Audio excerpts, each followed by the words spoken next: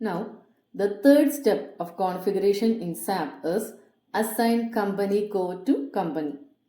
Note down the path: SPRO, SAP reference image, enterprise structure, assignment, financial accounting, assign company code to company, then click on position that you can see on the down of the page. Okay. So here the parent company code we have given as SSL and company code is SS. So SS, that is company code, we have already told it can contain a maximum of 4 digits of alphanumeric character. And in the case of parent company code, it can contain a maximum of 6 digits of alphanumeric character. Understood?